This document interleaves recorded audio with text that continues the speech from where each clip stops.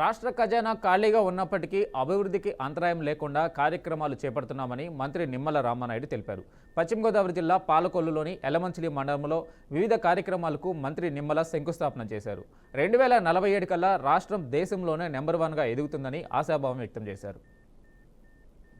పెద్ద ఎత్తున మీ అందరికీ తెలుసు, పెన్షన్లు పెంపు ఇంటి దగ్గర అందించడం కానీ, డిఎస్సీ కానీ, అన్నా క్యాంటీన్లు ప్రారంభించడం కానీ, దీపం పథకంలో 3 గ్యాస్ సిలిండర్లు ఉచితంగా అందించడం కానీ, డిఎస్సీ నోటిఫికేషన్ ఇవ్వడం కానీ, అదేవిధంగా రేపు జూన్ లోపుగానే అది ఏదైతే తల్లికి వందనం అమలు చేసేటువంటి విషయంలో కానీ, రైతు భరోసా సంబంధించి అన్నదాత సుఖీభావ కూడా ఈ యొక్క సీజన్లో ఇవ్వాలనేటువంటి ఆలోచనతో, అంటే ఆర్థికపరమైన ఇబ్బందులు ఉన్నప్పటికీ కూడా సంక్షేమ కార్యక్రమాలు కొనసాగించుకుంటూ అమరావతి రాజధాని నిర్మాణం, పోలవరం పరిశ్రమలు, పారిశ్రామికలు ఇవన్నీ కూడా ఈ రాష్ట్రాన్ని మళ్ళీ పూర్వవైపును తీసుకురావాలనేటువంటి ఆలోచనతో 2047 కల్లా ప్రపంచంలో తెలుగు జాతి నెంబర్ 1 స్థానంలో నిలపాలనేటువంటి ఆలోచనలో భాగంగా ఈ పనులు చేసుకుంటూ వస్తూ ఉన్నాం.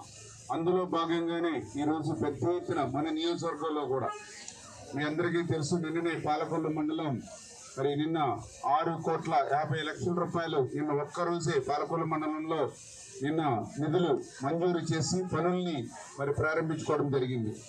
అదేవిధంగా ఈరోజు ఎలమంచిలి మండలంలో కూడా ఒక 4 గ్రామాలు ఈరోజు ప్రారంభోత్సవాలు శంకుస్థాపనలు చేసుకుంటూ దగ్గర 1,75,00,000 రూపాయలు ఈరోజు మనం శంకుస్థాపన చేసుకోవడం జరిగింది.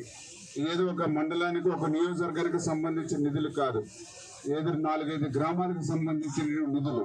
అంటే ప్రతి గ్రామానికి 30 లక్షలు, 50 లక్షలు, 1 కోటి రూపాయలు ఇట్లా నిధులు కేటాయించి కష్టకాలంలో కూడా పనిచేస్తున్నామని అంటే ఆశీర్వదించినటువంటి ప్రజలు రుణం తెచ్చుకునేటువంటి విధంగా పనిచేయాలి.